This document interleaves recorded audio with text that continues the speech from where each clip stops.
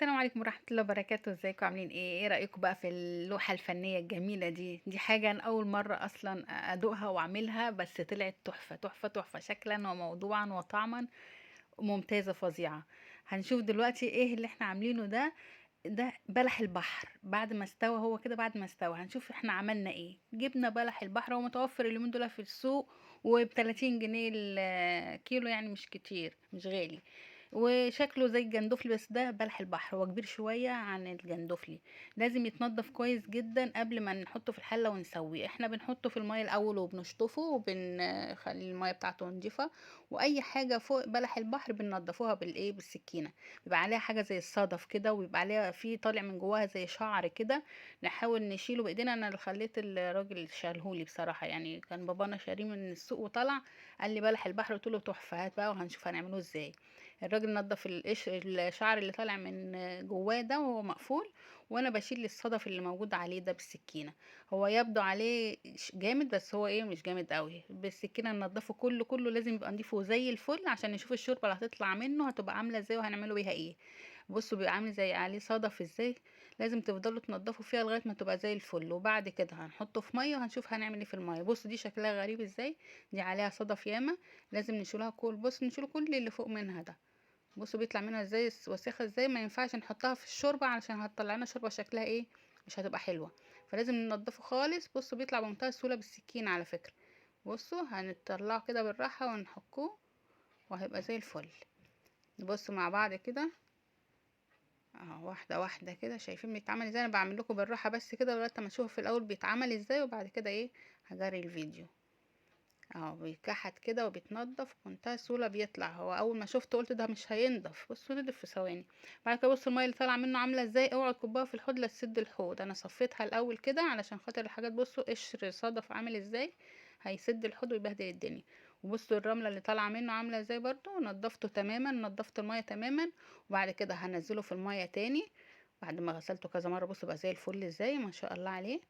هحط بقى في الميه دي ايه، هحط فيها ملح بعد ما اصفيه. بصوا شكله حتى وهو قبل ما يستوى شكله جميل والله، هو مقفول كده بص عامل ازاي.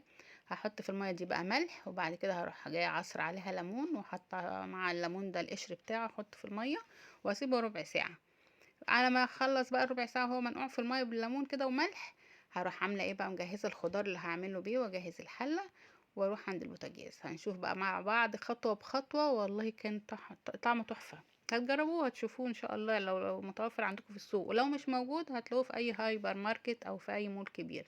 هنا هنقطع بصل وطماطم وفلفل الوان ومعلقه توم كبيره وفلفل اخضر. اهو هنشوف مع بعض. ننزل البصل الاول كده في زيت سخن يدبل حاجة بسيطة كده، وبعد كده ننزل بالثوم معلقة كبيرة، وبعدين نروح جايين عاملين ايه، نازلين بالفلفل الالوان، وبعد الفلفل الالوان هننزل بالطماطم كله ورا بعضه كده يدوب بس الخضار يدبل. مش هسيبه كتير على النار.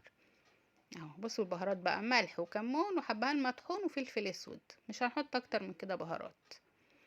عايزه احط كزبره حطي، بس هي مش لازم. ادي نزلت بالبلح البحر اهو وهقلبه. وعندك بقى كرفس، عندك بقدونس، عندك ريحان، انزلي عليه بيه. وادي ايه تعصري عليه ليمون تاني وقلبي وبس كده. مش هتعملي في حاجه اكتر من كده. هتغطي عليه بقى وتسيبيه شويه كده.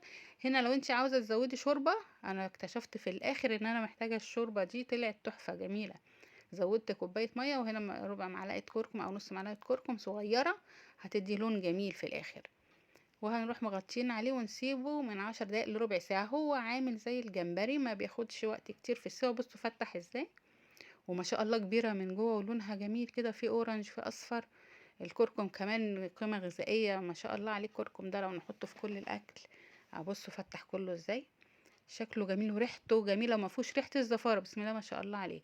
بصوا لونه من جوه اورنج ازاي، غير الكركم اللي انا حطيته وماسكه فيه. يعني مثلا الجندفلي لما بنعمله نيجي نقلبه في الحله كده، بص تلاقي بصي الخضار اللي انا حطيته، تلاقي الجندفلي نزل من جواه، لكن ده ما بينزلش، ماسك فيه خالص، ما فيش ولا واحده وقعت من جواه. وكله ما شاء الله طازه وجميل. تعرفي ازاي طازه ولا لا؟ دي البقدونس نزلت بيه اهو بعد ما حطيته في الميه. انا ما بانتش في الفيديو عشان سرعته.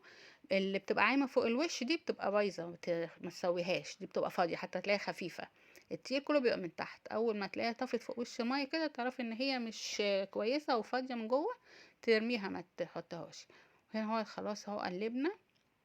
هنغرف بقى خلاص. بصوا بسم الله ما شاء الله اهو غرفناه، والشوربه تحت اهي، شايفين؟ جميله جميله جميله. بصوا الخضار عليه شكله حلو، هو بعد ما استوى شكله حلو ومن جوه لونه جميل. بسم الله ما شاء الله. الشوربه دي بقى ايه؟ ارميها؟ حرام. رحت جايبه الهاند بلندر، رحت ضربها وحط لها حته كريمه. انا الصراحه حطيت لها قشطه ولبن. واضربي اللي عندك كريمه حطي لها، وهتبقى شوربه سي فود جميله. حطي لها شويه بقدونس على الوش كده ودوقي، ما شاء الله جميله جميله جميله. والف هنا وشفا. يا رب تكونوا حطيتوا لايك واشوفكم فيديو جديد. مع السلامه.